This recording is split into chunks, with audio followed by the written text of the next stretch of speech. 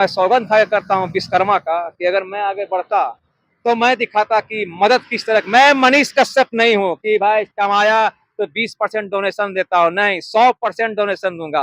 Viral दीपक rickshaw वाले से बात कर रहे हैं। जी जी मैम, मैं दीपक रिक्शा वाला हूँ। मैं 2022 में रातों रात वायरल हुआ था और ये देखिए मेरा रिक्शा लगा हुआ है। तो अभी आप देख रहे हैं ये दूसरा रिक्शा है। तो यहाँ हम लोगों को किराया पर लेके चलाते हैं।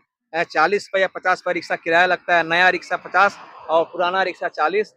तो मैं 2 साल मतलब 2 साल में यहाँ से चला गया था क्योंकि लोगों को लगा कि मैं करोड़पति बन गया हूँ। और मैं जैसे ही यार बोलो गोलंबर में आया तो बहुत सारे रिक्शे वाले खड़े थे। उन्होंने बोला अरे यार कहाँ गया था, इतना दिन बाद मिल रहा है। वो तो लगा कि बॉम्बे चल गए, कलकत्ता चल गए।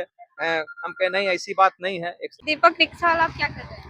अभी मैम मैं रिक्शा भी चलाता हूँ, मजदूरी भी करता हूँ। मजदूरी करने की इच्छा नहीं करता है, इतना हार्ड वर्किंग करना पड़ता है झारखंड में। वो जो पुल वगैरह बनता है ना, तो बड़ा बड़ा पत्थर है, उठा उठा के फेंकना पड़ता है। जोड़ैया होता है तो मेरा पाँव भी डैमेज हो गया, चोट भी लग गया। फिर भी मैं मजदूरी कर रहा हूँ। मैंने सोचा था कि उस समय जब मैं वायरल हुआ था, काश मुझे भी मौका मिलता, मैं भी कुछ पैसा कमाता, लोगों का भी भलाई करता। लेकिन ऐसा नहीं हो पाया, मेरा सपना अधूरा रह गया। आप तो मिमिक हाँ, मैं मिमिक्री करता हूँ, लेकिन मैंने भविष्य में आज तक कभी रियाज नहीं किया। बस जो भी मिमिक्री है मीडिया वालों को सुनाया, तो मैं कुछ चुनिंदा कलाकारों का मिमिक्री कर रहा हूँ। सबसे पहले सबसे पहले पृथ्वीराज कपूर, ओल्ड पर्सनालिटी के हैं। सलीम, याद रखो। अब शत्रुघ्न सिन्हा, चले कवाग। देवानंद, जॉनी, मिथुन चक्रवर्ती, अरे वाह क्या बात है। गुलशन ग्रोवर, बैडमैन, शाहरुख खान, अरे लालू जी, हट पगलेटे हो का। और इसी तरह बहुत सारे कलाकार हैं जिनका मैं आवाज निकालता हूँ। तो मैं कट टू कट सुना रहा था, आवाज बदल के। मनीष कश्यप आपको वायरल किए थे। हाँ, मनीष का पहले मेरा इंटरव्यू नेशनल न्यूज में चला, फिर मनीष कश्यप खुद अपने मुंह से बोले हैं, देख लीजिए कई वीडियो। फिर उसके बाद मनीष कश्यप आए, मुझे वायरल किए। फिर उसके बाद फिर मेरा टांग खींचना शुरू हो गया। जितना विरोधी पत्रकार था मनीष कश्यप का, सब आए मेरा टांग खींचे। और दीपक रिसावाला का पैकअप। ऐसा अगर ये डायलॉग शाहरुख खान बोलेंगे तो कैसे बोलेंगे, मैं सुनाना चाहता हूँ। अरे सिमरन, अरे जानती हो, अरे पहले मेरा जो न्यूज है ना नेशनल लेवल में चला।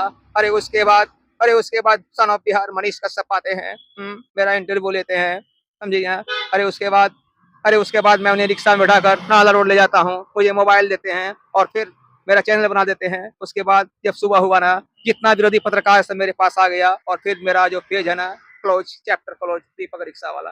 दीपक रिक्शा वाले की बहन का शादी हो गई। हाँ हाँ, मेरी बहन की शादी अच्छी जगह पे हुई है। संप्रभात परिवार हैं, अच्छे परिवार हैं। और मैं काफ़ी खुश हो गई हूँ कि भले मेरा घर बसे या ना बसे, मुझे कोई प्रॉब्लम नहीं। मेरी बहन खुश है, हैप्पी है। और रही मेरी बात, मेरी एक विकलांग पत्नी है और मैं निसंतान व्यक्ति हूँ। फिर भी मैं कभी गम में नहीं रहता हूँ, हैप्पी रहता हूँ। जो भी काम मिलता है करके घर का गृहस्थी चला रहा हूँ। वायरल होने के बाद पता चला कि आपका पटना में घर है। नहीं नहीं, मेरा कहीं कोई घर है ही नहीं। अगर घर होता तो फिर तो मुझे प्रॉब्लम ही नहीं होता। घर होता तो थोड़ी मैं अपने माँ बाबूजी को कड़क बुलाकर सारा सामान रख के और अपने मामा जी के यहाँ ले जाता। मेरा कोई घर है ही नहीं।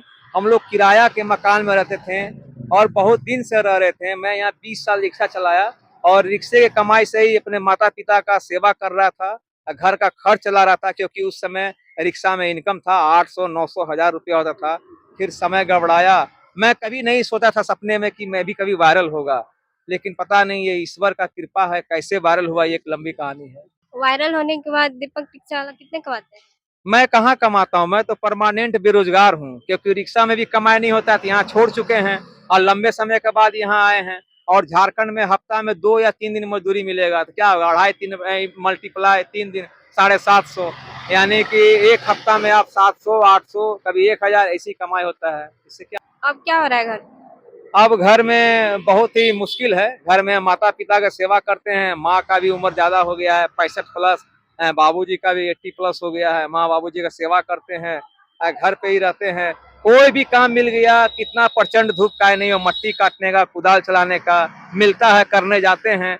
लेकिन माँ बाप के आंखों का जो आंसू है उसका हिसाब मैं नहीं चुका पाया, माँ का कर्ज नहीं चुका पाया। मुझसे मुझे लगा था कि मैं माँ बाबूजी के लिए कुछ कर पाऊंगा, लेकिन मैं नहीं कर पाया। धिक्कार है ऐसा जिंदगी जीने से क्या फायदा जब मैं अपना माँ का नाम रोशन नहीं कर पाया, बाबूजी का सेवा नहीं कर। मुझे भी लगा कि अगर मैं पैसा कमाता तो अपने माँ बाप के लिए कुछ करता, लोगों के लिए कुछ करता, लेकिन मैं नहीं कर पाया। लेकिन मैं दिल से कह रहा हूँ और मैं सौगंध खा के करता हूँ विश्वकर्मा का कि अगर मैं आगे बढ़ता तो मैं दिखाता कि मदद किस तरह। मैं मनीष कश्यप नहीं हूँ कि भाई कमाया तो 20% डोनेशन देता हूँ, नहीं 100% डोनेशन दूंगा। लेकिन अब तो शायद मनीष कश्यप डोनेशन कर भी नहीं रहे हैं।